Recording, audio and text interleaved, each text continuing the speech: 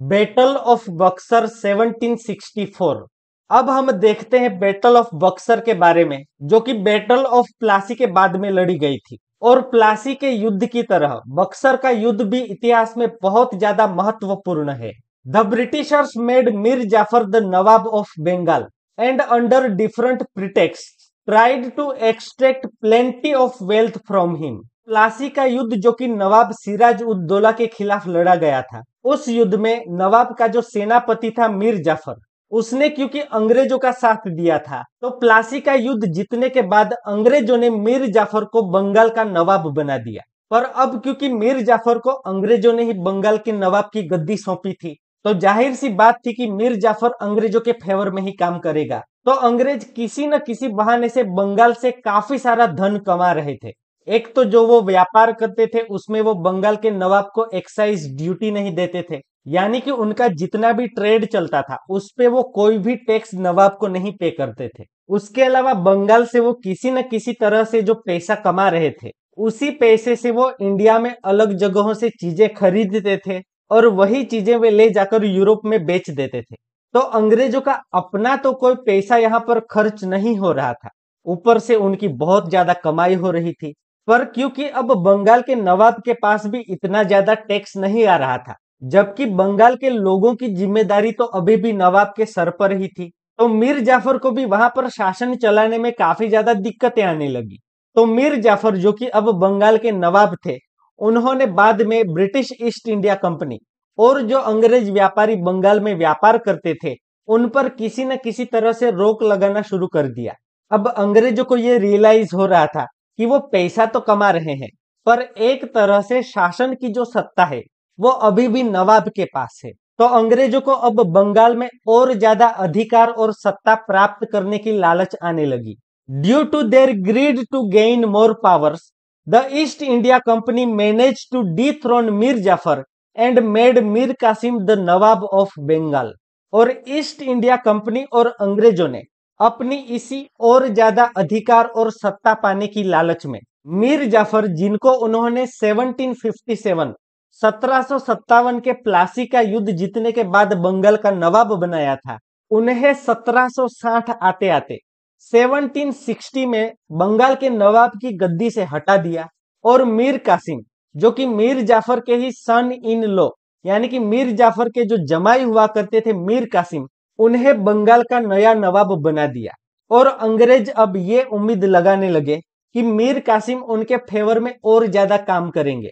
Mir Qasim proved to be more ambitious than Mir Jafar and thus became a threat for the company. Hence Mir Qasim was removed and Mir Jafar was again made the Nawab.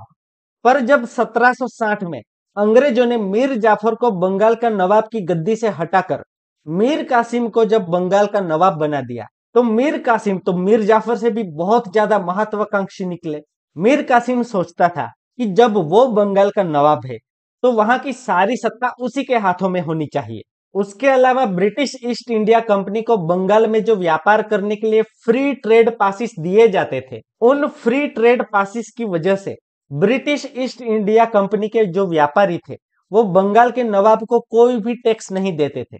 तो मीर कासिम ने अब Indian जो व्यापारी थे उनको भी free trade passes issue कर दिए, यानी कि अब जो इंडियन व्यापारी थे उनको भी कोई भी टैक्स नहीं देना होता था उनके व्यापार पे।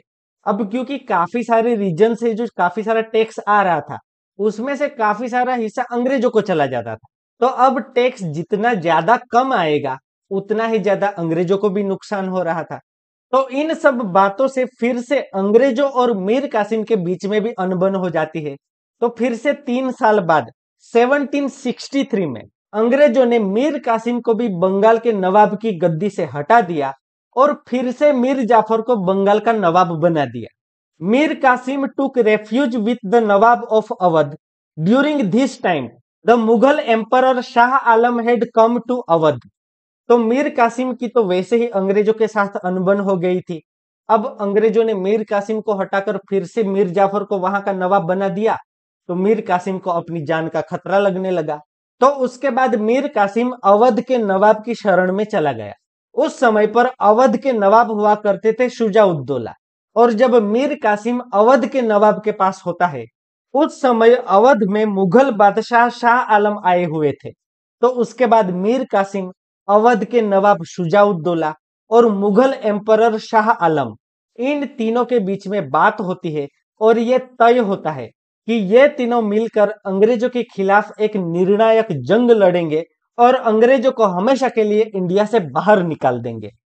So all three of them decided to join hands and fight the company unitedly and thus declared a war. तो इस तरह से इन तीनों शासकों ने हाथ मिलाया और संयुक्त रूप से कंपनी का सामना करने का निर्णय लिया और उसके बाद इन तीनों शासकों के द्वारा ब्रिटिश ईस्ट इंडिया कंपनी के खिलाफ युद्ध की घोषणा की जाती है। At Buxar the East India Company fought against the United Army on 22nd October 1764 in which the United Army lost। और उसके बाद फाइनली जाकर अक्टूबर 1764 में मीर कासिम, अवध के नवाब शुजाउद्दौला और मुगल शहनशाह शाह आलम, इन तीनों की आर्मी और ब्रिटिश ईस्ट इंडिया कंपनी की आर्मी जिनको लीड कर रहे थे मेजर हेक्टर मुनरो, उनके बीच में बैटल ऑफ बक्सर शुरू हो जाती है। बक्सर आप वर्तमान में देखो तो इंडिया के बिहार स्टेट में है और बक्सर की इस लड़ाई में अंग्रेजों की आर्मी, जो कि इन तीनों की आर्मी से काफी ज्यादा कम हुआ करती थी, उन्होंने इन तीनों शासकों की संयुक्त सेना को हरा दिया। अंग्रेजों के पास उस समय पर करीबन 7,000 सोल्जर्स हुआ करते थे। उसके अलावा उनके पास 9 से 10,000 केवलरी यानी कि घुड़सवार भी हुआ करते थे। कुल मिलाकर अंग्रेजों के पास करीबन 17,000 की आर्मी थी। दूसरी ओर ये जो तीन शासक थे, उनकी आर्मी कुल मिलाकर 40 से 50,000 तक की होती थी। फिर भी अंग्रेजों ने इतनी बड़ी आर्मी को किस तरह से हरा दिया, उसके पीछे काफी सारे रीजंस हैं, पर सबसे बड़ा रीजन था डिसिप्लिन। ब्रिटिश आर्मी जिनको लीड कर रहे थे मेजर हेक्टर मुनरो, वे काफी ज्यादा डिसिप्लिन थे। जबकि ये जो नवाबों की 50,000 के करीब की सेना थी, उसमें काफी सारे सोल्जर्स शुरुआती समय में वो लोग जब जीतने लगते हैं तो उन्होंने वहां पर लूटपाट चालू कर दी। इस तरह से नवाबों की सेना बिखर गई। उसके अलावा नवाबों की आर्मी में काफी सारे सोल्जर्स अनफिट भी थे, जिन्होंने काफी लंबे समय से कोई भी युद्ध नहीं लड़ा था। अगर आपको एक युद्ध लड़कर जीतना है तो युद्ध अभ्यास होना आपके लिए बहुत ज्यादा जरूरी है। तो इस तरह से अंग्रेजों की सेना जो कि काफी ज्यादा डिसिप्लिन्ड थी, वो नवाबों की इतनी बड़ी सेना पे भारी पड़ गए और अंग्रेजों ने इन तीनों शासकों की संयुक्त सेनाओं को हरा दिया।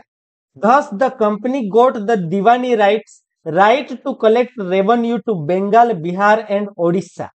और बक्सर के युद्ध में जब अंग्रेजों ने तीन राजाओं की सेना को हरा दिया तो ये उनके लिए बहुत बड़ी जीत थी। उसके बाद तो आसपास के प्रदेशों के जो भी राजा थे उनमें भी ये डर फैल गया कि जिन अंग्रेजों ने इतनी बड़ी सेना को हरा दिया तो वे किसी भी राजा की सेना को आसानी से हरा सकते हैं। तो इस तरह से अंग्रेज और ज्यादा पावरफुल हो गए। उसके बाद ये जो तीनों शासक थे, मीर कासिम को तो उन्होंने पहले ही गद्दी से हटा दिया था। शुजाउद्दौला के साथ उन्होंने अलग से ट्रीटी की और जो मुगल शहनशाह थे शाह आलम, उनके पास से उन्होंने फरमान जारी करवाकर बंगाल, बिहार और ओडिशा के दीवानी राइट्स यानी कि वहां पर रेवेन्यू यानी कि टैक्स कलेक्ट करने की जो सारी सत्ता थी वो अपने हाथों में ले ली थी। यानी कि उसके बाद जैसा कि आप यहाँ पर मैप में भी देख सकते हैं, जो रेड कलर में आप बंगाल, बिहार और ओडिशा का रीजन देख रहे हैं, इन सारे रीजन में डायरेक्टली इनडायरेक्टली अंग्रेजों की सत्ता स्थापित हो चुकी थी और वहां से टैक्स कलेक्शन से जितना भी पैसा आ रहा था वो उसके बाद सीधी तरह से अंग्रेजों के पास जाने लगा। और बैटल ऑफ बक्सर जीतने के बाद अंग्रेज और ज्यादा ताकतवर, पावरफुल और ज्यादा रिच हो गए। बैटल ऑफ प्लासी की तरह बक्सर का युद्ध भी बहुत ज्यादा इंपॉर्टेंट है और यहीं से हम देखते हैं कि अंग्रेजों के भारत में शासन की और ज्यादा नए प्रदेश जीतने की भी शुरुआत होती है।